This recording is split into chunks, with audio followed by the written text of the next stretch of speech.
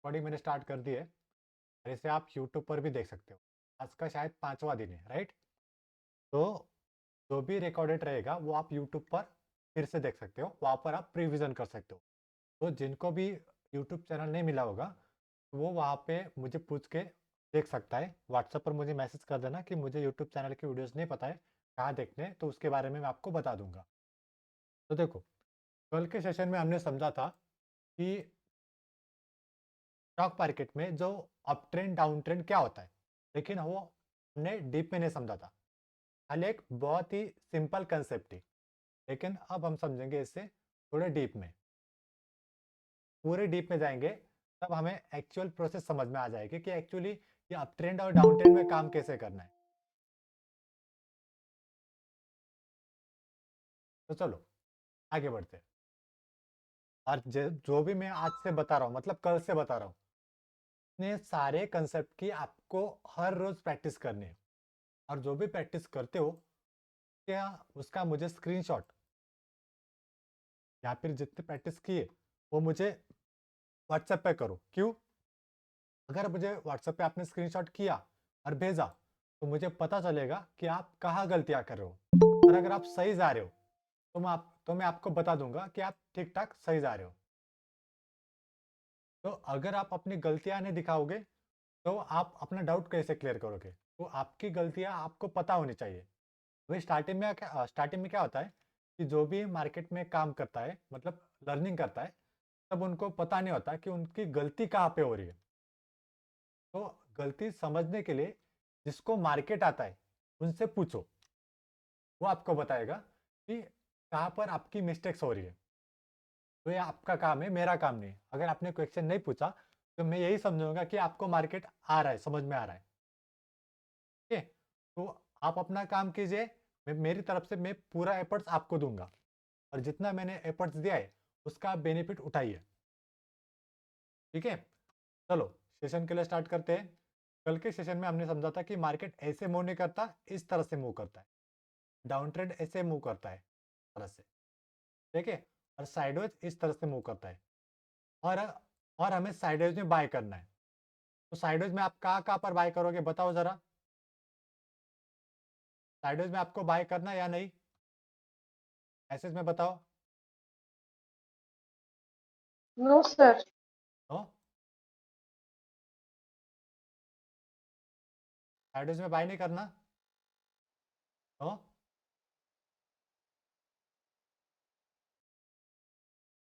तो साइडवेज में कब बाय करते हैं? साइडवेज में कब बाय करते हैं? जब मार्केट साइडवेज रहता है और अगर उसने अप ट्रेंड चालू किया तब बाय करते हैं। जब साइडवेज में मार्केट लोअर लो फॉर्मेशन बनाता है तब सेल करते हैं। ठीक है? तो ये साइडवेज की कंसेप्ट मैंने आपको बता दी। यहाँ पर मैं आपको कंफ्यूज करने वाला था लेकिन तुरंत मुझे आंसर मिल गया। ठीक है, कोई बात नहीं। देखो, अगर मार्केट अप ट्रेंड है तो वो इस तरह से मूव करेगा। और लोग गलतियां कहाँ पर करेंगे मैं आपको बताता हूँ। अगर मार्केट इस तरह से ऊपर जा रहा है तो जहां से ऊपर जा रहा है लोग यहाँ पर बाय करेंगे, यहाँ पर बाय करेंगे। अगर ये 10 रुपए का है और यहाँ से 20 रुपए चला गया तो लोग 20 रुपए पर बाय करेंगे। यहाँ से फिर 20 चला गया, 20 से 30 हो गया तो लोग 30 रुपए बाय बाय करेंगे। वहां से नीचे गिरने लगेगा।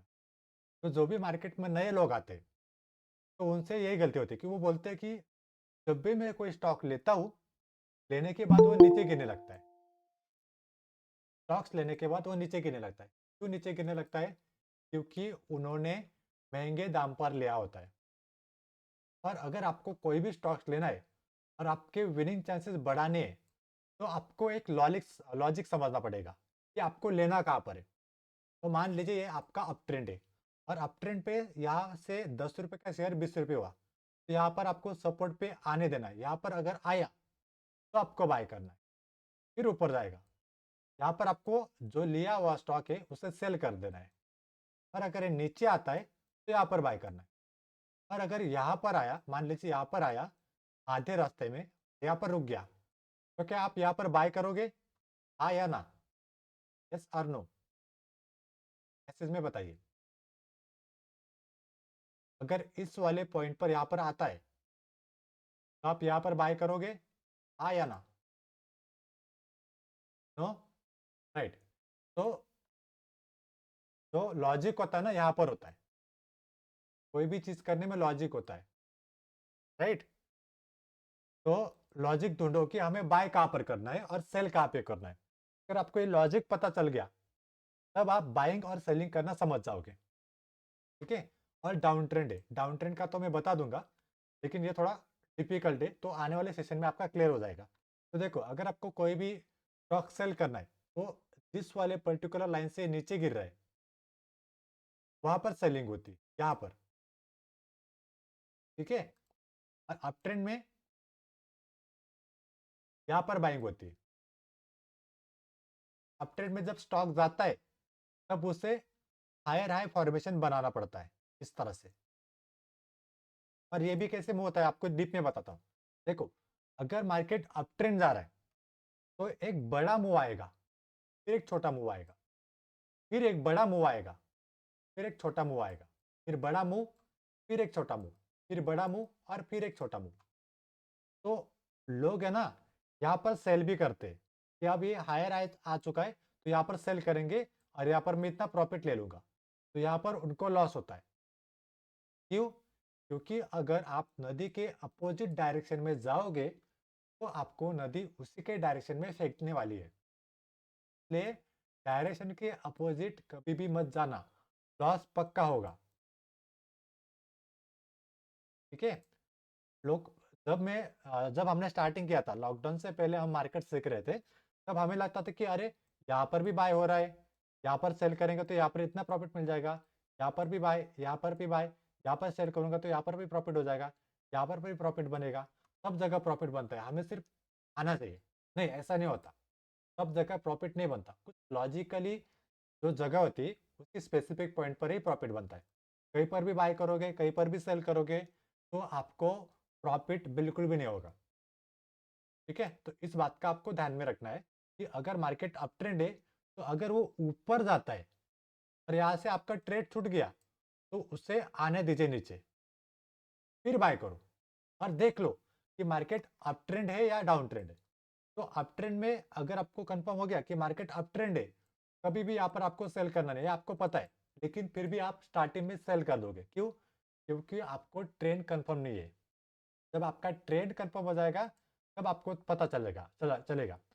और अगर इन केस आपका स्टॉप लॉस हिट हुआ और मार्केट क्लोज होने के बाद आपने देखा कि अरे मैंने सेल किया था इस वाले पॉइंट पर और मार्केट ऐसे ऊपर गया, बाद में आपको पता चलेगा कि यहाँ से मार्केट अप ट्रेंड था तो मैंने शॉर्ट क्यों किया। तो ये आपकी गलती है। आपको आपकी गलती कब पता चलेगी? जब आप ट्रेडिंग से गलती करोगे, गलती करने के बाद जब मार्केट क्लोज हो जाएगा और क्लोज होने के बाद जब आप वन चार्ट देखोगे तब आपको पता चलेगा कि आपने चार्ट में क्या गलती की है। इसलिए जब भी आप ट्रेड में गलतियां करते हो तो आपकी गलती आपको देखनी है कि आपको लॉस क्यों हुआ, किस वजह से हुआ, आपका सेटअप सही था क्या? अगर सही है तो कोई बात नहीं, अगर गलत है तो क्यों गलत है, और वहां पर आपको क्या स्टेप लेने हैं, वो आपको पता होना चाहिए, ठीक है? तो मार्केट इस तरह से एक हायर हाई फॉर्मेशन बनाता है। हायर हाई का फॉर्मेशन मतलब, ये देखो, हाई, ये हायर हाई, ये हायर हाई, हायर हाई और हायर लो, हायर लो। ये थोड़ा टेक्निकल वर्ड है, इससे समझना या ना समझना आपकी मर्जी। आपको खाली कंसेप्ट समझने चाहिए कि यहाँ पर मैं क्या बताना चाहता हूँ, ठीक है? तो कंसेप्ट समझ लीजिए, हायर हाई बोलो या फिर ना बोलो कोई दिक्कत नहीं, लेकिन एक पार्ट है इस टीचिंग का, इसलिए मैं आपको डीप में बता रहा हूँ। तो अगर आपने ये कहीं पर सीख लिया तो आप मुझे बोलोगे कि आपने तो हायर हाई मुझे सिखाया नहीं और इस वाले यूट्यूब पे मुझे हायर हाई सीखने को मिला, तो आप यहाँ पर वहाँ पर मुझे जज कर सकते हो। इसलिए मैंने इसे आपको टेक्निकल लैंग्वेज में बता दिया, ठीक है? और लोअर लो फॉर्मेशन में कैसा होता है, ये लो होता है, ये लोअर लो होता है, लोअर लो होता है, इस तरह से, ठीक है? इसमें भी और डीप में जा सकते हैं, लेकिन जाने की ज़रूरत नहीं है।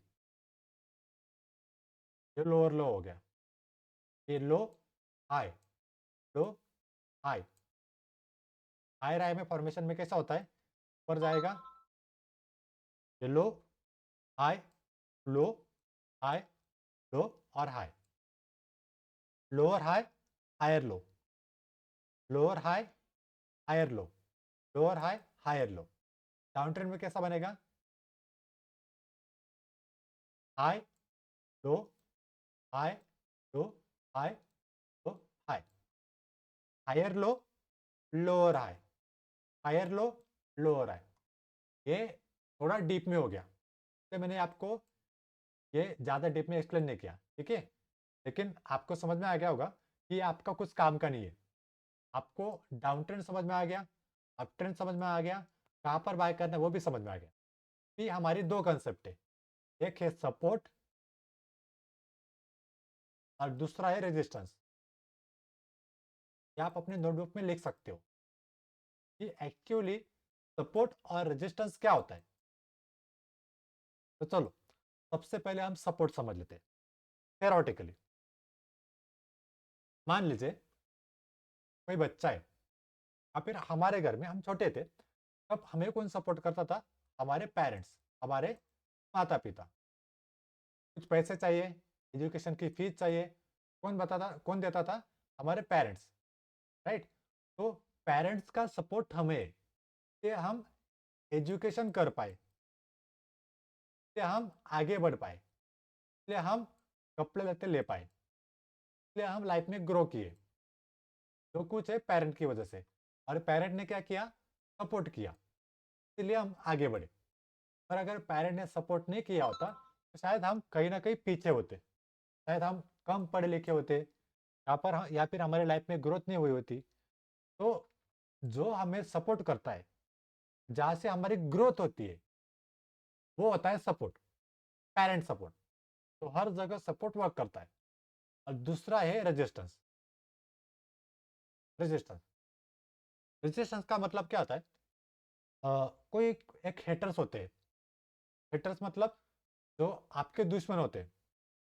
तो जब भी आप कुछ अच्छी बात करने जाते हो, अच्छी चीज करने जाते हो, तब आपके जो हेटर्स होते हैं ना, वो आपको हमेशा जज करते हैं।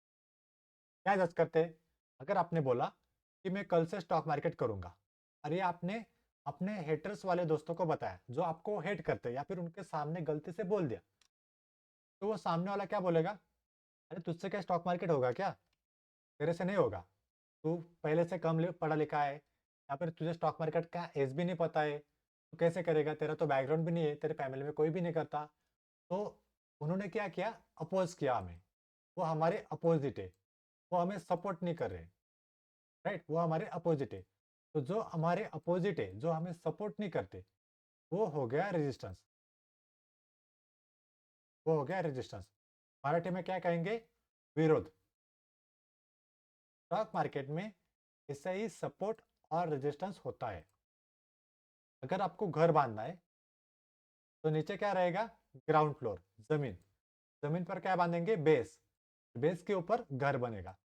और अगर ये नीचे का बेस नहीं रहा, मतलब ये सपोर्ट नहीं रहा, तो ये घर बनेगा क्या, नहीं बनेगा। इसी तरह से स्टॉक मार्केट में सपोर्ट और रेजिस्टेंस होते हैं।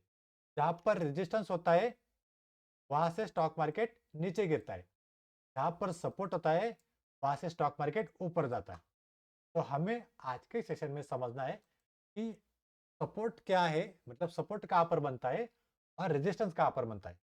तो आपको यहाँ पर समझ में आ जाएगा कि हमें सपोर्ट पे बाय करना है और रेजिस्टेंस पर सेल करना है। ठीक है, तो देखो फिर मैं एक लाइन खींचता हूँ, 3-4 लाइन खींचता हूँ।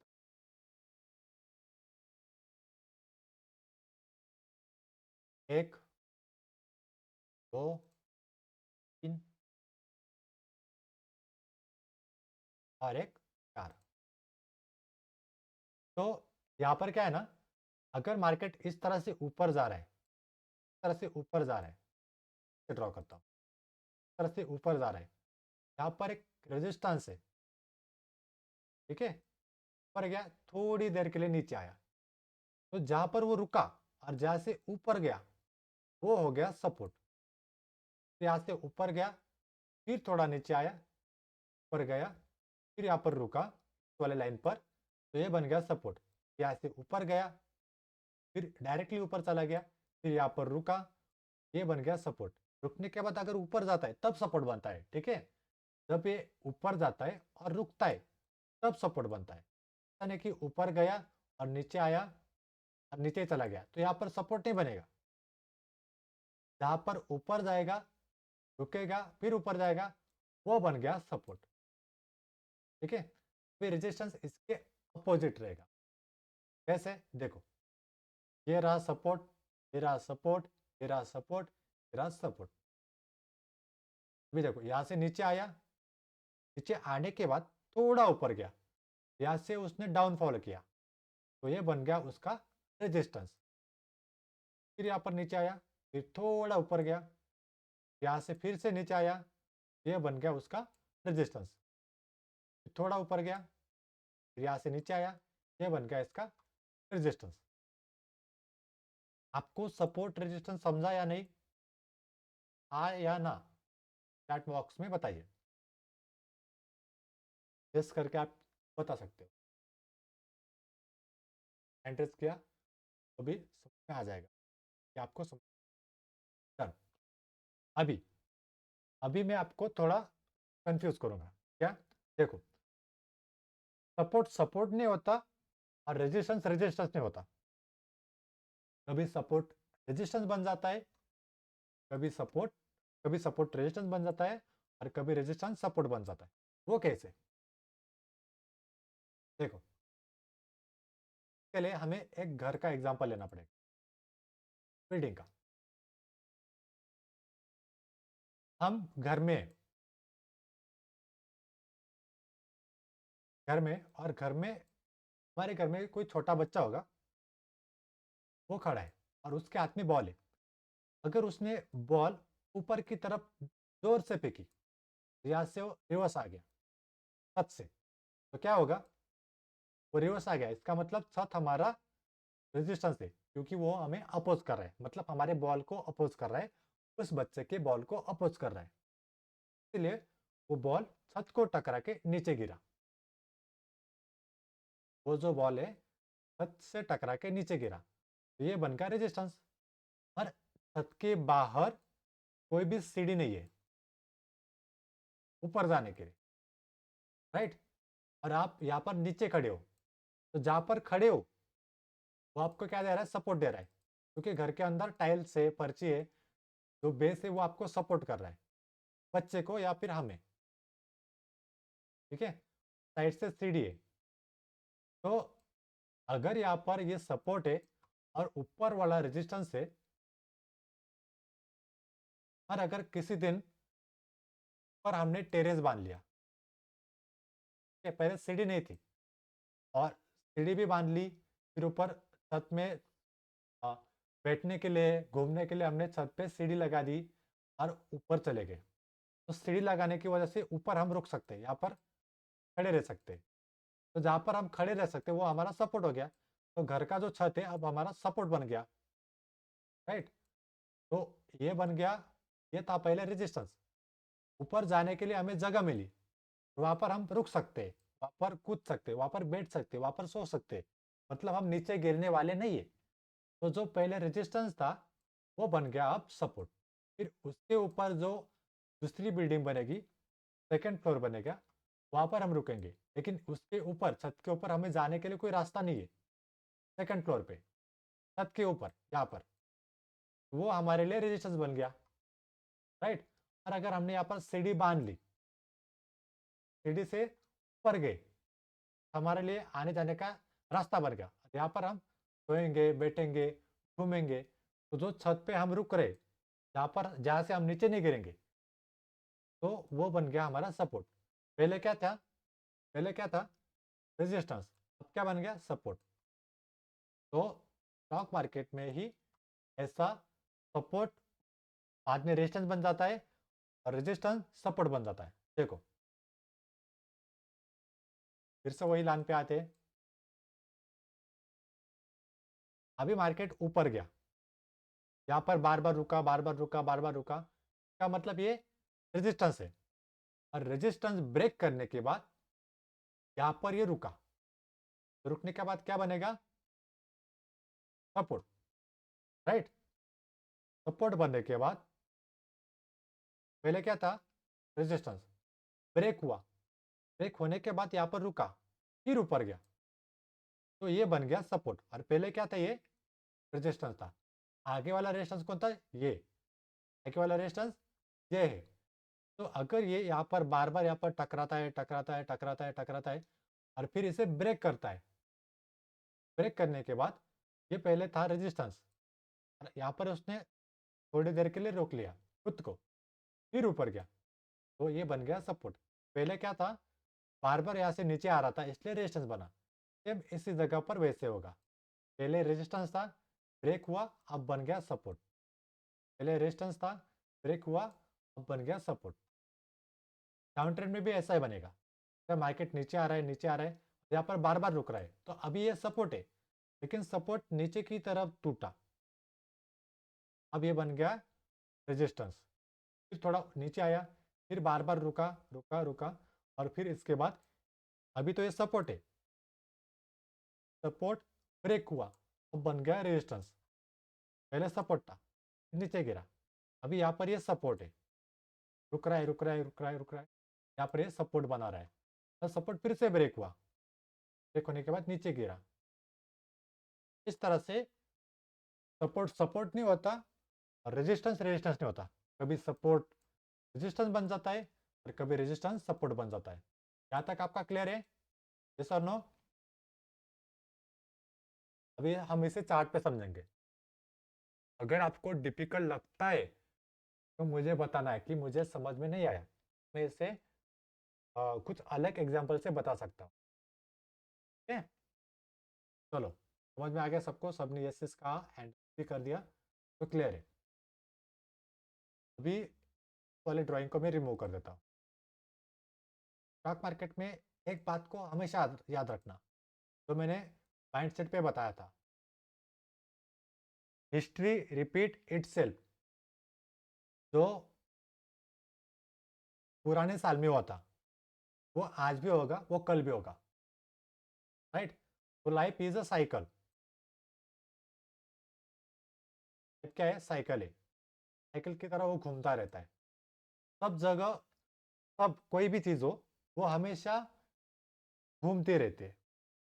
मान लीजिए हम जॉब कर रहे हैं, ये जॉब का लोकेशन, होम का लोकेशन, यहाँ से जाएंगे, फिर आएंगे, के फिर आएंगे, के फिर आएंगे, ये साइकिल है। Life is a cycle. और हमारी अर्थ है, जो पृथ्वी है, वो भी घूमते रहते हैं। चंद्रमा वो भी घूमता रहता है। हमारे ड्रेसिंग सेंस वो भी घूमते रहते हैं। कुछ काम करते हैं, वो हर रोज की रूटीन है, वो भी घूमते रहते हैं। एक रोटेशनल मूवमेंट है वो। वैसे ही हमारा जो नेचर है वो भी घूमने वाला है। कभी हम शांत है, कभी हम एंग्री है, मतलब गुस्से में, कभी हम कंफ्यूज है, ठीक है, कभी बहुत हैप्पी है। फिर उसके बाद फिर से हैप्पी मोड आएगा, फिर से एंग्री मोड आएगा, फिर से साइलेंट बन जाएंगे, फिर से कंफ्यूज हो जाएंगे, फिर से वही रूटीन, वही वही वही वही। वैसे ही स्टॉक मार्केट में रूटीन होती है, रूटीन फॉलो होती है। वो रूटीन क्यों अप डाउन होती है? क्योंकि ये हमारा चार्ट है, ये चार्ट हम लोगों की वजह से बन रहा है। अगर आप घबरा गए तो मार्केट नीचे गिरा, अगर आप खुश हुए और हैप्पी न्यूज़ आई, मार्केट ऊपर गया, अगर आप कंफ्यूज हुए, मार्केट साइडवेज गया। तो जाहिर सी बात है, अगर साइडवेज में सारे लोग कंफ्यूज है, आप भी कंफ्यूज हो, तो क्यों बाय कर रहे हो? तो लोग साइडवेज में भी बाय करते हैं। साइडवेज में पैसा नहीं बनता, कुछ भी कर लो नहीं बनता। हाँ, एक नेक्स्ट लेवल तक पहुंच गए तुम, यहाँ पर तुम्हें साइडवेज की सारी कंसेप्ट पता है। और से आप हमारे फनी लैंग्वेज में बोल सकते हो, जब यंग जनरेशन बोल कि वो जो है ना, वो अल्ट्रा प्रो मैक्स है, उस तरह से। तो साइडवेज में भी पैसा बनता है, लेकिन मेरा खुद का अभी तक नहीं बना, तो मैं कैसे बताऊंगा कि आपका बना, आपका बनेगा? जब तक मैं खुद एक्सपीरियंस नहीं करूंगा, तब तक मैं आपको नहीं बोलूंगा कि साइडवेज में पैसा बनता है। और मैंने लगभग 99% लोगों को देखा है कि वो साइडवेज में पैसा नहीं कमाते। मैंने भी नहीं कमाया, आप लोग भी नहीं कमाओगे और कोई भी नहीं कमाएगा, क्योंकि एक्सपीरियंस बता रहा है मेरा भी, क्योंकि मैं हर बार बहुत सारे चार्ट देखे मैंने और बहुत सारे चार्ट पे मैंने साइडवेज में ट्रेडिंग भी की है, कि नहीं बनता पैसा, चाहे कितना भी प्रोफेशनल ट्रेडर रहे नहीं बनता। ठीक है, देखो अभी मैंने आपको बताया था ना आईआरआई फॉर्मेशन कैसे बनाता है, वही मैं आपको दिखाता हूँ। मैंने आपको बताया था कि एक बड़ी मूवमेंट आती है और छोटी डाउनफॉल होता है, फिर बड़ा मूवमेंट आता है, छोटा डाउनफॉल आता है, बड़ा मूवमेंट छोटा डाउनफॉल, सेम वही जगह, बड़ी मूवमेंट छोटा डाउनफॉल, बड़ी मूवमेंट थोड़ी देर के लिए साइडवेज, फिर बड़ी मूवमेंट नहीं यहाँ पर थोड़ी देर के लिए नीचे आया, फिर बड़ी मूवमेंट, फिर थोड़ी देर के लिए नीचे आया, यहाँ से डाउन ट्रेंड गया, यहाँ पर आपको दिखाया जाएगा राइट, डाउन ट्रेंड गया, तो अप ट्रेंड में आपको बड़ी मूवमेंट मिल जाएगी, ट्रेंड में सेल करोगे तो छोटी मूवमेंट और स्टॉप लॉस हिट होने के चांसेस भी बढ़ जाएंगे। तो ट्रेंड के अगेंस्ट जाना नहीं है, समझ में आ गया? यस और नो? हैंड रेस करके बताइए। मैं हर ये जो चीज़ होती है ना बार बार बताता हूँ, क्यों? क्योंकि ये हमारे सबके सबकॉन्शियस माइंड में जानी चाहिए। दो टाइप के माइंड होते हैं, एक कॉन्शियस माइंड और एक होता है सबकॉन्शियस माइंड। हिंदी में बोलते हैं चेतन मन और अवचेतन मन। आपने स्टडी किया तो आपको पता चल जाएगा, थोड़ा स्पिरिचुअलिटी का पार्ट है। अगर किताबें ली इसके ऊपर तो बहुत बेटर रिजल्ट मिलेगा आपको, क्योंकि सब कुछ है माइंड के ऊपर। अगर आपने माइंड कंट्रोल कर लिया तो सब कुछ आपको मिल जाएगा। तो ये अप ट्रेंड में आपको दिख गया, अभी डाउन ट्रेंड में देखते हैं। डाउन बहुत दिनों से एक्सिस बैंक ऊपर जा रहा था, ये देखो थोड़ी देर एक बड़ी मूवमेंट आई, रिट्रेसमेंट हुआ, अब यहाँ पर बड़ा रिट्रेसमेंट हुआ है। ठीक है, तो ज़रूरी नहीं है कि हर जगह अपने हिसाब से चले, लेकिन मैक्सिमम टाइम अपने जैसे बताया वैसे ही चलेगा। तो यहाँ पर बड़ी रिट्रेसमेंट हुई, छोटा यहाँ पर ये हुआ, फिर यहाँ पर बड़ा डाउनफॉल हुआ, छोटी रिट्रेसमेंट हुई, बड़ा डाउनफॉल, फिर छोटी रिट्रेसमेंट, फिर बड़ा डाउनफॉल, छोटी रिट्रेसमेंट, बड़ा डाउनफॉल, छोटी रिट्रेसमेंट, बड़ा डाउनफॉल, छोटी रिट्रेसमेंट, सेम। तो डाउन ट्रेंड में बड़ी मूवमेंट ये वाली आएगी, छोटी मूवमेंट बाइंग वाली आएगी। तो यहाँ पर आपको बाई नहीं करना, थोड़ा ऊपर गया तो सेल करने का वेट करना है। तो देखो जब भी हमसे गलती क्या होती है वो दिखाता हूँ। मान लीजिए मार्केट नीचे गिर रहा है, अभी ये वाली मूवमेंट हमको पता नहीं, यहाँ से ऊपर गया, फिर यहाँ से नीचे आया, अभी यहाँ से आपकी एक मूवमेंट छूट गई। ठीक है, एक मूवमेंट छूट गई, तो यहाँ पर गलतियाँ क्या होती है कि यहाँ पर हमारी एक इच्छा हो जाती है कि यहाँ से हम ले लो, सेल कर देती है, यहाँ से ऊपर जाता है और हमें लॉस हो जाता है लेने के बाद। ठीक है, तो अवॉइड करना है। अगर नीचे आता है और आपको पता है कि ये नीचे गिर गया है तो इससे वेट कीजिए, यहाँ पर ये थोड़ी देर के लिए ऊपर आएगा और जहाँ पर ऊपर आएगा वहाँ पर आपको सेल करना है, फिर आपको बड़ा मूवमेंट मिलेगा। इस तरह से ट्रेडिंग होती है। और आपको एक चीज़ दिखानी है, हिस्ट्री रिपीट इटसेल्फ। जो आज हुआ था वो कल भी होगा और उससे पहले भी हुआ था, तो इसलिए हम लेंगे 1 आवर का चार्ट, जिसे हम बैक साइड में मूव कर देंगे। ठीक है, तो देखो अभी यहाँ पर आपको क्या दिखाई दे रहा है? रेजिस्टेंस, जहाँ से मार्केट नीचे गिरेगा उसे कहेंगे रेजिस्टेंस। ये था हमारा रेजिस्टेंस। तो यहाँ पर नीचे गिरा है, तो यहाँ पर भी नीचे गिर सकता है कहीं ना कहीं। एग्जाम्पल क्या है मैं आपको डीप में बताता हूँ। देखो स्टॉक मार्केट में एक नेचर क्या होता है, फिर यहाँ से स्टॉक नीचे ऊपर गया, यहाँ से नीचे आएगा, तो ये पास्ट बन गया, मतलब कल हुआ था। अब आज ये कल यहाँ पर ऊपर गया था, तो आज यहाँ से ऊपर जाएगा। तो कल नीचे गिरा था, तो आज यहाँ से नीचे गिरेगा। फिर कल यहाँ से नीचे आया था, परसों भी नीचे से ऊपर गया था, यहाँ से ऊपर गया था, तो शायद यहाँ से भी ऊपर जाएगा। कल और परसों 2 बार ये नीचे आया था, इसका मतलब आज ये नीचे आ सकता है। 1 2 3 लगातार 3 दिन इसने ऊपर की तरफ मूवमेंट दी है, तो आज के दिन भी ऊपर जाएगा। तो क्या हो रहा है, साइकिल जो है वो रिपीट हो रही है, रिपीट रिपीट रिपीट रिपीट हो रही है। और यहाँ पर भी मैं आपको वही बताना चाहता हूँ, यहाँ से अगर मार्केट नीचे गिरा है तो हिस्ट्री में मतलब कुछ दिनों पहले यहाँ से नीचे गिरा था, तो देखते सच में गिरा था या नहीं और कितनी बार गिरा था। इसलिए हम यहाँ पर एक हॉरिजेंटल लाइन ड्रॉ करेंगे। ठीक है, फिर चार्ट को जूम आउट करेंगे। यहाँ से अगर नीचे गिरा है इस वाली लाइन से, तो इसी वाली लाइन से नीचे गिरना चाहिए स्टॉक। कितनी बार गिरा, फिर मैंने कोई चार्ट देखा नहीं था, फिर प्रैक्टिस नहीं की थी। यहाँ पर गिरा था, पास्ट में 2 बार गिरा, 1 और 2, इसलिए फ्यूचर में गिरा। तो यही कहना चाहता हूँ कि हिस्ट्री रिपीट इटसेल्फ, इतिहास बार बार दोहराया जाता है। अगर यहाँ से 2 बार गिरा है तो, और ये अगर 2 बार गिरे तो यहाँ से पास्ट में भी 2 बार गिरे होंगे, 2 बार 3 बार पता नहीं, 2 बार गलती से बोल दिया। चलो देखते हैं।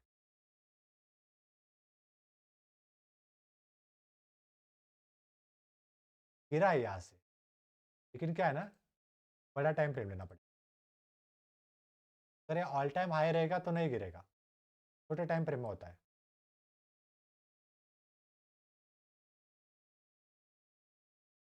नहीं गिरा है, छोटे टाइम फ्रेम में होगा।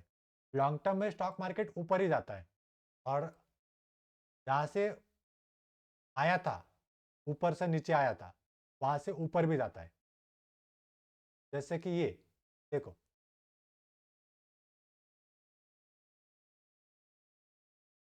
यहाँ से एक बार ऊपर गया था, यहाँ से दूसरी बार ऊपर गया। ठीक है, फिर से आपको दिखाता हूँ।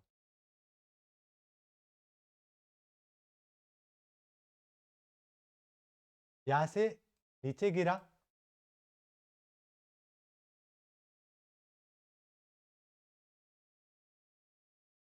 यहाँ से एक बार नीचे गिरा, फिर दूसरी बार नीचे गिरा, फिर तीसरी बार नीचे गिरा, फिर चौथी बार नीचे गिरा, फिर पांचवी बार नीचे गिरा, फिर छठी बार नीचे गिरा। कितनी बार हुआ, 1 2 3 4 5 6, हर बार गिरा।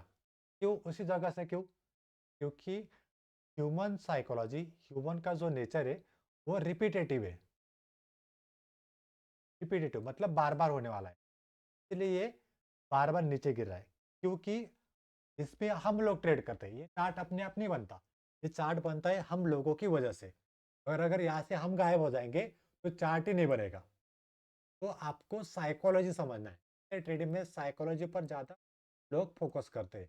अगर आपकी साइकोलॉजी स्ट्रांग हो गई तो मान लो कि आप ट्रेडर बन गए, आपको लोगों की साइकोलॉजी समझनी है चार्ट में।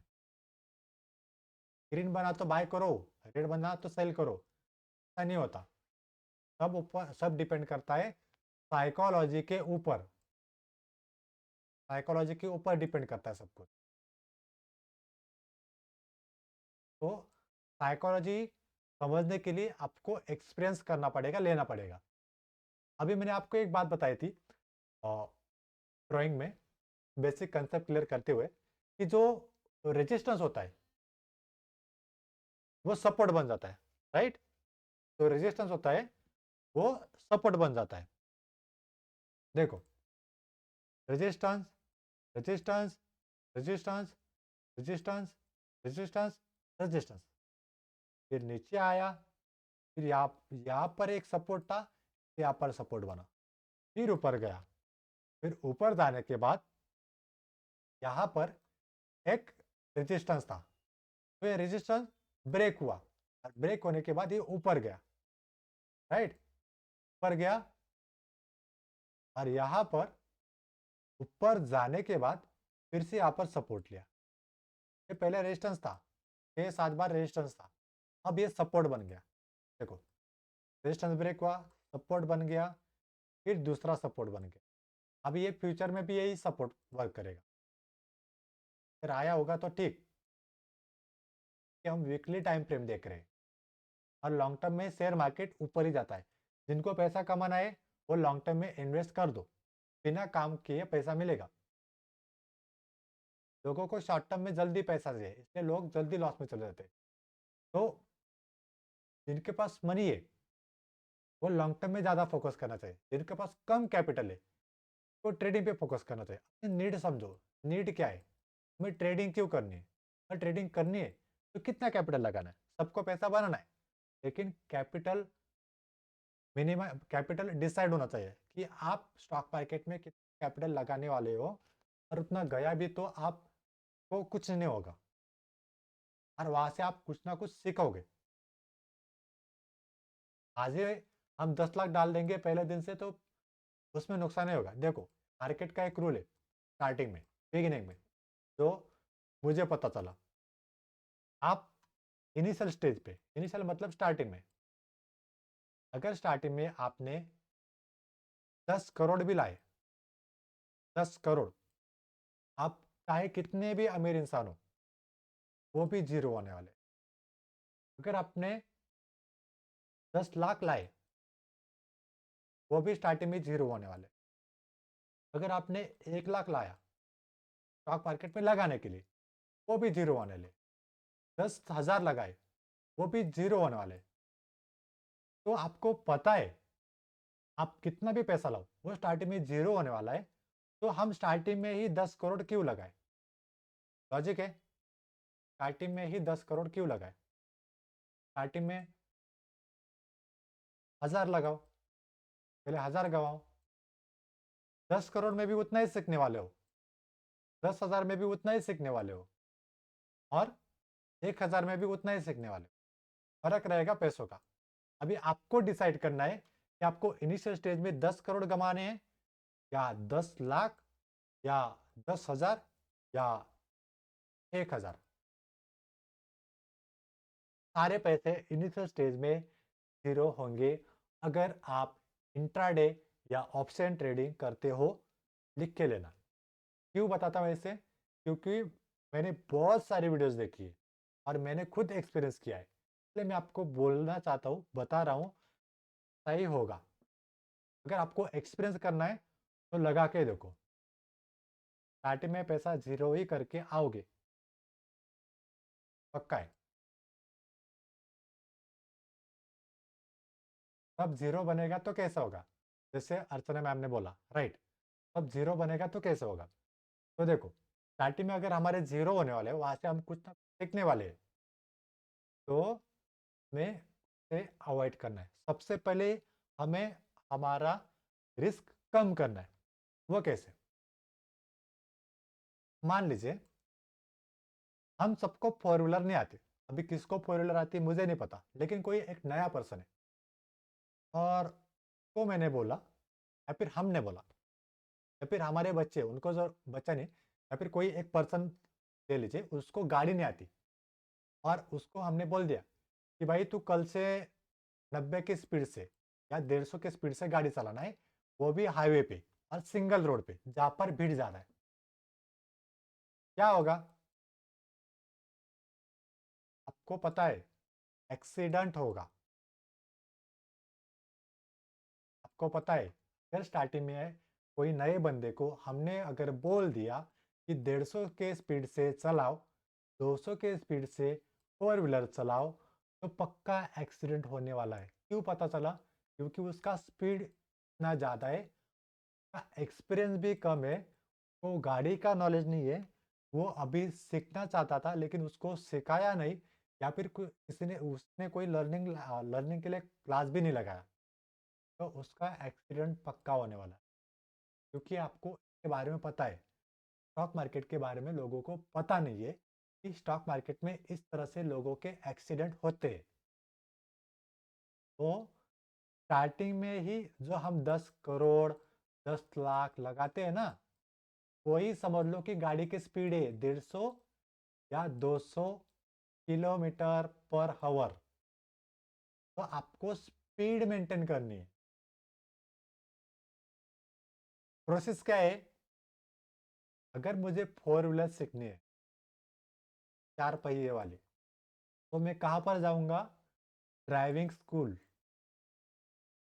फिर वहाँ पर वो मुझे बताएगा कि भाई ये स्टेयरिंग है, ये ब्रेक पैड है, ब्रेक है, ये एक्सीलेटर है और ये गियर है। और पहले चाबी लगानी है, फिर गियर फर्स्ट गियर डालना है। यहाँ पर फर्स्ट गियर होता है। फर्स्ट गियर के बाद एक्सीलेटर धीरे दबाओ, फिर राइट में मुड़ने के लिए स्टीयरिंग इधर घुमाओ, मिरर में देखो, लेफ्ट साइड देखो। क्या दे रहे? सेफ्टी प्रिकॉशंस, गाइड कर रहे। स्टॉक मार्केट में लोग गाइड नहीं किया, बिना गाइड के सीधा 10 लाख, 50,000, 1 लाख, 10 लाख लगाने के बाद वो कैपिटल जीरो कर देते हैं, फिर बाद में स्टॉक मार्केट सीखने आते हैं। ये है रियलिटी जो मैं आपको बता रहा हूँ। और मेरे पास तो पैसे नहीं थे, क्योंकि पापा तो ट्रक ड्राइवर, आज भी पैसे कम है, बहुत कम है, इतने भी नहीं है। लेकिन कैपिटल कम होने की वजह से मुझे वो फायदा हुआ। अगर मुझे स्टॉक मार्केट का क्लास लगाना था तो वहाँ पर स्टॉक मार्केट की फीस पेड करने के लिए मेरे पास 40-50 हज़ार रुपये नहीं थे। तो मैं मुझे पता है कि अगर मेरे पास 40-50 हज़ार नहीं है, लेकिन मेरे पास इंटरनेट है और मोबाइल है, और मोबाइल के बारे में तो मुझे सब कुछ पता है, लैपटॉप के बारे में सब कुछ पता है, क्योंकि वो मेरा इंटरेस्ट है और ऑनलाइन वर्क में मुझे ज़्यादा इंटरेस्ट आता है। इसलिए मैंने इंटरनेट का फ़ायदा लिया और यूट्यूब का फ़ायदा लिया। इंटरनेट से मैंने 8-8 9-9 घंटे वेब सीरीज़ की तरह स्टॉक मार्केट की वीडियोस देखी। बाद में स्टॉक मार्केट में मैंने कितने रुपए लगाए? 100 रुपये। तब जाके मैं आपको पढ़ा सकता हूँ, क्योंकि मैंने उतना एक्सपीरियंस ले लिया है। तो 1 साल तो मुझे सीखने में चला गया, क्योंकि मेरे पास कैपिटल भी नहीं था।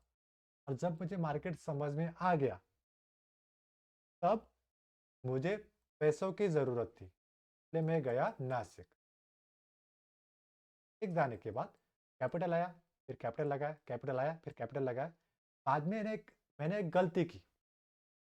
जब पैसे आए, ठीक ठाक पैसे आ रहे थे, दिन का 2,000, 2,500, 700 रुपया ऐसा दिन का निकल जाता था, क्योंकि सैलरी में मुझे 12,000 सैलरी थी। में कुछ होता नहीं था, पता था, लेकिन ये पैसा मैं स्टॉक मार्केट में लगाता था। घर में स्टार्टिंग में मुझे मतलब पैसे नहीं मांगे। फिर यहाँ से मैंने वो कैपिटल ये यूज़ किया और धीरे धीरे मेरा प्रॉफिट बढ़ने लगा। स्टार्टिंग में मुझे 40 रुपया, 20 रुपया, 50 रुपया, 100 रुपया प्रॉफिट होता था, उसमें मैं खुश हो जाता था।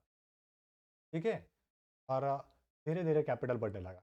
फिर उसके बाद मैंने क्या किया, एक गलती की। मैंने काम कर करके और मेरे डीमैट अकाउंट में कुल मिला के 50,000 रुपये इकट्ठा किए। और इकट्ठा करने के बाद मैं दिन के 2,000, 1,700 निकालता था 10 से 15 मिनट में।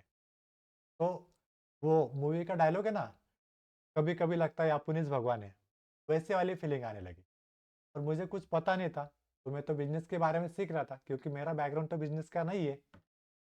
तो मैं ही अकेला हूँ जो बिजनेस के बारे में सीख रहा हूँ, मेरे फैमिली में, मेरे पूरे खानदान में। तो मेरे से एक गलती हो गई। तो 50,000 थे, वो मैंने डीमैट अकाउंट से विड्रॉ कर लिए।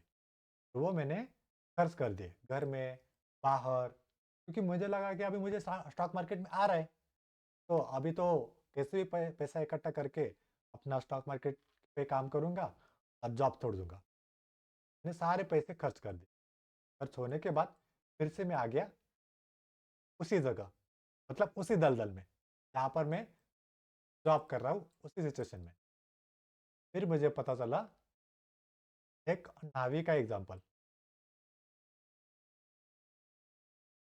अगर एक नाई को बोल दिया जाए कि भाई तुम्हारी खुद की टपरी है, तू आज इसे बेच दे, कल हम फिर से ले लेंगे। वो अपनी कटिंग की टपरी, सलून की टपरी कभी नहीं बेचेगा, क्योंकि उसको पता है इसके ऊपर ही उसका धंधा डिपेंड है। तो मुझे नहीं पता था कि मेरा जो 50,000 का फंड है डीमैट अकाउंट में, उससे के ऊपर मेरा धंधा डिपेंड है। तो ये गलती मैंने मार्केट से सीखी और वहाँ से मैंने काम करना स्टार्ट कर दिया। तब से तब से लेकर जब मैंने ग्रोथ मेरी थोड़ी डाउन हो गई, लगभग शायद 9-10 महीने के बाद मेरा डाउनफॉल आ गया, क्योंकि सब खुद एक्सपीरियंस कर रहा था ना। तो डाउनफॉल आया और मैंने फिर से पैसे इकट्ठा किए, फिर से एक मतलब कंपनी चेंज की, पुणे में गया और सैलरी जमा होने के बाद मैंने फिर से कैपिटल इकट्ठा किया। इकट्ठा करने के बाद मैंने तो नहीं किया, लेकिन घर में खर्च हो गए, तो फिर से मेरे पास कैपिटल कम हो गया। तो जो मिडिल क्लास ट्रैप है ना, वहाँ से निकलने के लिए मैं बहुत कोशिश करता हूँ, लेकिन निकल नहीं पाता। लेकिन जल्दी ही निकल जाऊँगा, क्योंकि अभी मैं यूट्यूब पर भी काम कर रहा हूँ। अगर इस तरह से ही हमारा काम चलता रहेगा और यूट्यूब पे मेरी वीडियोस आती रहेंगी, आप लोग देखते रहेंगे और दूसरे लोग भी सजेस्ट करेंगे, आप लोग उस वीडियो को शेयर करेंगे, वहाँ पर कमेंट करेंगे, आपके क्वेश्चन पूछेंगे, तो वहाँ पर व्यूज़ भी आएंगे और शायद ही वहाँ पर मुझे एक इनकम मिल जाए, वो मेरा प्रॉपर इनकम सोर्स हो जाएगा।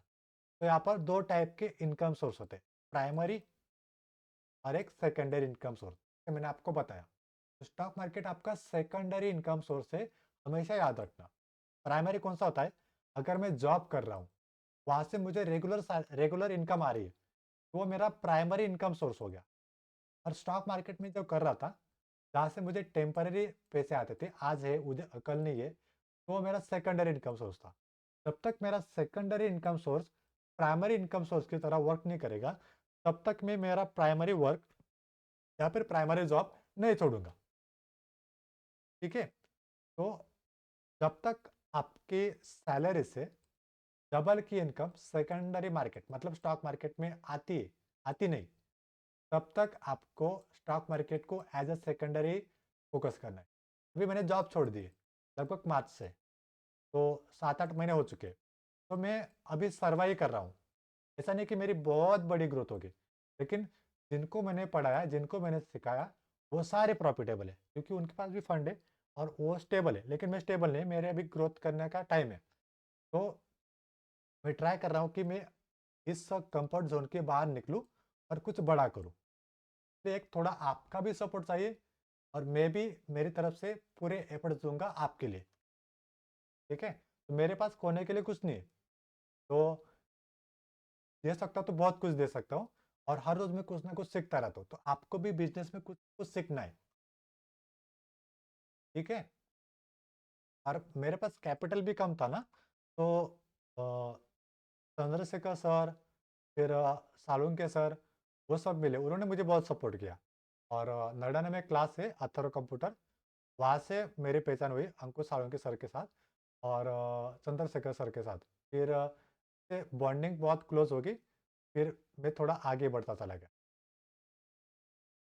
और कभी भी मुझे कोई दिक्कत आती है, तो वहाँ से मुझे सपोर्ट मिल जाता है, एक बैकअप मिल जाता है। तो मैं थोड़ा सस्टेन कर पा रहा हूँ यहाँ पर स्टॉक मार्केट, क्योंकि आजकल तो कोई सपोर्ट नहीं करता, क्योंकि जिसका मैंने यूट्यूब चैनल ग्रो कर दिया, तो वो तो आज तक मुझे पूछता भी नहीं है, गाँव का ही है। तो वो अंदर से फीलिंग आती है कि जिनको हम सपोर्ट करते हैं, वो हमें सपोर्ट नहीं करते। लेकिन इन लोगों ने मुझसे मतलब एक मेरे साथ हमेशा कनेक्टेड रहे और मुझे एक छोटे भाई की तरह सपोर्ट करके आगे ले जाने की कोशिश कर रहे हैं। तो मेरी तरफ से मैं जितना हेल्प कर सकता हूँ, उतना हेल्प उनको भी करता हूँ, और वो भी मुझे बहुत हेल्प करते हैं। ये कुछ मैंने खुद का एक जर्नी भी बताया और एक स्टॉक मार्केट का फेज भी बताया। यहाँ से आपको पता चलेगा कि एक्चुअली स्टॉक मार्केट की जर्नी कैसे होती है एक मिडिल क्लास ट्रैप से बाहर निकलने के लिए। तो आपकी भी एक लाइफस्टाइल इसी फेज से जाने वाली है, जैसे मैंने आपको बताया। मेरी प्रॉब्लम थोड़ी अलग है, आपकी प्रॉब्लम थोड़ी अलग हो सकती है स्टॉक मार्केट के बारे में। अगर आपके पास कैपिटल है ना, तो आप लॉन्ग टर्म में इन्वेस्ट करते जाओ। ठीक है? और अगर कैपिटल नहीं है, तो आप प्राइमरी इनकम सोर्स देखो,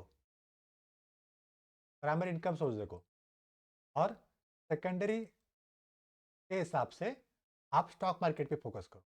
और स्टॉक मार्केट में इनिशियल फेज में ज़्यादा पैसा बिल्कुल भी मत लगाओ, वो लॉस ही होगा। अभी 1 महीना होने के बाद आपको मैं एक रूल फॉलो करने को बोलूँगा। वहाँ पर आपको क्या करना है, स्टॉक मार्केट का ट्रेडिंग करना है, लेकिन कम कैपिटल से। जब आपको आप प्रॉफिट हो जाए, आप लगातार 2 से 3 महीने, 4 महीने लगातार एक ही कैपिटल से पैसे कमा रहे हो, तब आपको धीरे-धीरे कैपिटल बढ़ाना है। ठीक है? धीरे-धीरे कैपिटल बढ़ाना है। एक्सपीरियंस बढ़ेगा, कैपिटल बढ़ेगा, एक्सपीरियंस बढ़ेगा, कैपिटल बढ़ेगा। और कैपिटल कब बढ़ाना है ये भी मैं आपको बताऊंगा। अगर मेरे सेट ऑफ रूल से अगर आपने फॉलो किया तो आपका कैपिटल ग्रो ही होने वाला है।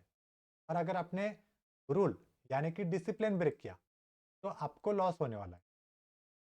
ठीक है, तो मेरे जो आइडियाज़ है उससे फॉलो करो और उस हिसाब से काम करो। स्टॉक मार्केट में आपको सिर्फ लॉसेस छोटे लेने हैं, बस, फिर आप प्रॉफिटेबल हो जाओगे। दो ही कंसेप्ट है, एक तो लॉस होगा और एक तो प्रॉफिट होगा। ठीक है, तो आपको सिर्फ लॉस छोटा लेना है और प्रॉफिट बड़ा लेना है। तो मैंने आपको शायद इनिशियल फेज में बताया था कॉइन का एग्जांपल, लॉस हुआ तो 1 रुपया, प्रॉफिट होता है 3 रुपया। तो अगर आप ट्रेडिंग कर रहे हो तो मान लीजिए किसी का कैपिटल कम है तो उसका 100 रुपये का स्टॉप लॉस लगाने की कैपेसिटी है, तो वो सिर्फ 100 रुपये का स्टॉप लॉस लेगा। और अगर उसको प्रॉफिट लेना है तो वो 200 का लेगा। तो बोलते हैं 1:2 रिस्क रिवार्ड रेशो। ठीक है, तो यहाँ पर 1:2 रिस्क रिवार्ड रेशियो मिल रहा है ना, तो यहाँ पर आपको क्या करना है, लॉस 100 के हिसाब से लेना। अगर आपने 10 दिन काम किया और 5 दिन आपको लॉस हुआ तो 500 रुपये जाएंगे, और 5 दिन आपको प्रॉफिट हुआ तो 1000 रुपये मिल जाएगा। और 1000 मिला तो 1000 माइनस 500, तो आपकी जेब में 500 रुपये आएगा। लॉस तो पक्का होने वाला है, हर महीने लॉस होने वाला है, लेकिन आपने लॉस मैनेज किया क्या? लॉस अगर आपने मैनेज कर लिया तो आपका काम हो गया, आप समझ लेना कि आप प्रॉफिटेबल बन गए। तो स्टॉक मार्केट में हमें सिर्फ रिस्क मैनेजमेंट फॉलो करना है, बस। ये आपको जम गया तो आप प्रॉफिटेबल हो। अरे कैंडल वगैरह तो सब कहीं पर भी पढ़ाया जाएगा, लेकिन रियल प्रोसेस जो है सिर्फ रिस्क मैनेजमेंट। ठीक है, तो 3 से 4 महीने में आप प्रॉफिटेबल बन जाओगे, शायद 1 से 1.5 महीने में बन जाओगे, डिपेंड करेगा आपके मेहनत पर। हर किसी की ग्रास्पिंग पावर अलग होती है। ग्रास्पिंग पावर मतलब क्या है? किसी को जल्दी समझ में आता है, किसी को लेट। अभी मेल और फीमेल का अगर हम कंपैरिजन करेंगे तो फीमेल का जो बैकग्राउंड होता है और लेडीज लेडीज का, उनका जो ग्रास्पिंग पावर है ना, ये टेक्निकल के बारे में थोड़ा कम होता है, कुछ जनों का बहुत कम होता है। तो जहाँ पर बॉयज़ होते, लड़के होते या फिर मेल होते, उनको अगर पढ़ाया जाए तो वो शायद 1 से 2 महीने में सीख जाएंगे। लेकिन अगर कोई फीमेल्स को मैं पढ़ा रहा हूँ तो शायद उनको 2 महीने से ज़्यादा भी लग सकते, 3 महीने लग सकते, कभी 4 महीने लग सकते, डिपेंड करेगा। हर किसी की ग्रास्पिंग पावर अलग होती है, छोटे बच्चे की अलग होती है, बड़े लोगों की अलग होती है। आपके एज में और मेरे एज में जनरेशन गैप भी है। तो जो मैं आज के जनरेशन में, मेरे जनरेशन में समझ पा रहा हूँ, वो आप नहीं समझ पा रहे होंगे। और मेरे से छोटे बच्चे जो रहेंगे वो थोड़े मेरे से एडवांस रहेंगे, क्योंकि उनमें और मेरे में भी जनरेशन गैप रहेगा। ठीक है, तो बताओ, जो मैंने आपको बताया है वो सारा समझ में आ गया? टाइम फ्रेम, और टाइम फ्रेम भी बताओ कौन सी यूज़ करनी, वो भी आपका आगे का टाइप पार्ट है। वो भी मैं आपको बताऊंगा कि कौन से टाइम फ्रेम में हमें काम करना है, वो भी हम करेंगे। स्टार्टिंग में स्विंग ट्रेडिंग करने वाले, आपको पता होगा चार्टमध्ये सपोर्ट आणि रेजिस्टन्स काढून दाखवा, बाय कुठे करायचा आणि सेल कुठे करायचा दाखवा। तो आज के दिन हम इतना ही लेंगे। और जो आप बता रहे हो ना, कहाँ पर बाय करना है, कहाँ पर सेल करना है, वो आपको दिखाना है ना, तो वो हम कल वाले सेशन में लेंगे। कल हम एग्जाम्पल देखेंगे कि चार्ट पे कहाँ पर बाय करना है और कहाँ पर सेल करना है। ठीक है, वो थोड़ा बेसिक में लेंगे, पूरा डीप में नहीं लेंगे, क्योंकि वो ये जो आप बता रहे हो ना, वो स्ट्रैटेजी का पार्ट है, और उसके ऊपर आपको मुझे प्रैक्टिस भी करवानी है आपसे। वो कुछ दिनों बाद लेंगे, और कल हम सिर्फ समझेंगे कि कहाँ पर बाय करना है और ये सपोर्ट रेजिस्टेंस कैसे ड्रॉ करना है। आज सिर्फ मैंने आपको एक जर्नी बताई मार्केट की, मिडिल क्लास कंसेप्ट की, और मेरी एक जर्नी, और एक स्टॉक मार्केट में क्या क्या गलतियाँ होती है जो मैंने गलतियाँ की। क्योंकि देखो, स्टॉक मार्केट में आप कहीं पर भी सीखोगे ना, जहाँ पर भी कोर्स या क्लासेस लगाओगे, वहाँ पर है ना, सामने वाला आपको कभी नहीं बताएगा खुद की गलतियाँ। और आप जो सीखते हो दूसरों की गलतियाँ करके सीखते हो, मतलब दूसरों की गलतियों से सीखते हो। और मैंने आपको मेरी गलतियाँ बता दी, तो आपका टाइम बच गया। आपका टाइम बच गया। जो मेरा टाइम वेस्ट हुआ था वहाँ पर आपका टाइम बच गया। मैंने आपको शायद बताया होगा, दो टाइप के पर्सन होते हैं, एक सक्सेसफुल और एक फेलियर। आपको आप अगर सक्सेसफुल पर्सन के पास गए तो वो आपको सक्सेसफुल होने के राज बताएगा। सेम फील्ड के अगर किसी ने बिजनेस डाला है पॉपकॉर्न का, एग्जाम्पल के लिए पॉपकॉर्न का बिजनेस डाला है और ये बंदा पॉपकॉर्न में सक्सेसफुल बिजनेसमैन है, तो ये फेल है पॉपकॉर्न के बिजनेस में। तो अगर आप इसके पास गए तो ये आपको सिर्फ सक्सेस का राज बताएगा कि ऐसा ऐसा मैंने किया था, ऐसी कंपनी खड़ी की थी, ऐसी इस तरह से एडवर्टाइजिंग की थी, इतना पैसा लगा था, तो मैं आज पॉपकॉर्न के बिजनेस में सक्सेसफुल बन गया। लेकिन उसने क्या गलतियाँ की वो नहीं बताएगा, वो सिर्फ आपको सक्सेस बताएगा, क्योंकि सक्सेसफुल आदमी हमेशा सक्सेस के बारे में बताता। तो अगर आप सक्सेसफुल आदमियों के पास गए आपको वो मिल जाएगा, लेकिन थोड़ी नज़र फेल्योर इंसान के पास भी जाओ, वहाँ पर भी लगाओ। वो आपको क्या बताएगा, तो पूछो आप पॉपकॉर्न के बिजनेस में क्यों फेल हुए। फिर वो बोलेगा कि मेरे पास नॉलेज कम था, या फिर मैंने कैपिटल ज़्यादा लगा दिया था, या फिर मैंने मार्केटिंग सही जगह से नहीं की थी, राइट। तो इसीलिए मेरा बिजनेस फेल हुआ, ऐसा वो आपको बताएगा। तो आपको यहाँ से कंसेप्ट मिल जाएगी कि ये गलतियाँ अगर मैंने नहीं की, फेलियर इंसान की, तो मैं इस बिजनेस में सक्सेसफुल बन जाऊँ। तो जो लोग गलतियाँ करते हैं उनसे आपका टाइम भी बच जाता है और आप जल्दी भी ग्रो करते हो। तो मैंने जो गलतियाँ की वो मैंने आपको बता दी, जिससे आपका टाइम भी बच गया और आप आगे भी ग्रो करोगे। ठीक है, चलो। तो बहुत सारी कंसेप्ट थी जो मैंने आपको बता दी, और कल के सेशन में हम समझेंगे कि सपोर्ट रेजिस्टेंस चार्ट में कैसे ड्रॉ करना है, उसकी थोड़ी बहुत प्रैक्टिस करेंगे, कौन सा टूल यूज़ करना है और कितनी देर प्रैक्टिस करनी है हर रोज़ वो भी देखेंगे। राइट, आपको समझ में आ गया, यस और नो बताइए। कहीं पर अगर डाउट होगा तो मुझे बोल सकते हो, यहाँ पर मुझे डाउट है, ये डाउट क्लियर कर दीजिए, क्लियर कर दूँ। ठीक है, डन। तो आज के दिन बस इतना ही, जो मैंने आपको बताया है के ऊपर प्रैक्टिस करो। चार्ट पे देखो, अप ट्रेंड है, डाउन ट्रेंड है। अप ट्रेंड में बड़ी मूवमेंट ज़्यादा आती है, छोटी मूवमेंट कम आती है, छोटी मूवमेंट कम आती है, बड़ी मूवमेंट ज़्यादा आती है। डाउन ट्रेंड में बड़ी मूवमेंट होती है, छोटी मूवमेंट कम आती है, बड़ी मूवमेंट बड़ी आती है। इस तरह से चार्ट को देखो, अलग अलग कंपनीज को ऐसे नज़र मारो यहाँ पर, इस तरह से। और देखो यहाँ पर डी है ना, वीकली लगाया तो ये वीकली चार्ट बन गया। तो लॉन्ग टर्म में स्टॉक मार्केट ऊपर ही जाता है। कौन कौन से स्टॉक लॉन्ग टर्म में ऊपर गए हैं देखो, जूम करो, जूम आउट करो और देखो कि लॉन्ग टर्म में क्या बेनिफिट है आपको। यहाँ पर 2007 में एक्सिस बैंक का शेयर 100 रुपये का था, बाद चला गया 1200 रुपये। कितने परसेंटेज से बढ़ा, लगभग 12% नहीं बोल सकते, उसको क्या बोलते हैं हिंदी में, याद नहीं आ रहा मुझे। ठीक है, तो ये इतना बढ़ गया, तो यहाँ से आपको कितना प्रॉफिट मिला, पट बोलते हैं ना मराठी में। तो देखो 1200% बढ़ गया, राइट, 1200% बढ़ गया। तो आप ही लगा लो कि अगर आपके पास 1 लाख कैपिटल होता, 100% तो आपको पता है, राइट। तो अगर आपके पास यहाँ पर 2007 में आपने 1 लाख लगाए होते और आज इतना बड़ा होता, तो शायद आपके पास आज 12 लाख होते, उससे भी ज़्यादा। 12,000%, 1200% बढ़ा है ना। आप ऐसे बड़े टाइम फ्रेम में कौन कौन सी कंपनी बड़ी है वो देखो, क्योंकि आपको प्रॉफिट बड़े टाइम फ्रेम में लॉन्ग टर्म में ही होने वाला है। लोग अमीर लॉन्ग टर्म में ही बनते हैं। शॉर्टकट भी तरीका होता है, वो भी मैं आपको बताऊंगा। ये देखो, 5 रुपये का शेयर 2004 में आज कितने का है, 2000 का गया था, कितने परसेंट, ज़्यादा हो गया, बहुत हो गया,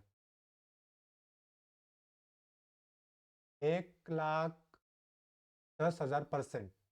लगा लो कितना पैसा बनाओगे, 5 रुपये का। 1,10,000% बहुत हो जाता है, राइट? बहुत हो जाता है। अगर 2004 से इतने पैसे लगाए होते तो इतना प्रॉफिट हो जाता। लॉन्ग टर्म में पैसा बनता है, ट्रेडिंग में तो रिस्की होता है थोड़ा, तो थोड़ा नॉलेज ज़्यादा चाहिए। चलो थोड़ा टाइम ज़्यादा हो जाएगा आज, अगर मैंने थोड़ा आगे बोला तो आज के दिन बस इतना ही, और हम मिलेंगे कल के सेशन में। ओके, सबको अभी गुड नाइट, और सभी लोग अभी एग्जिट कर सकते हैं।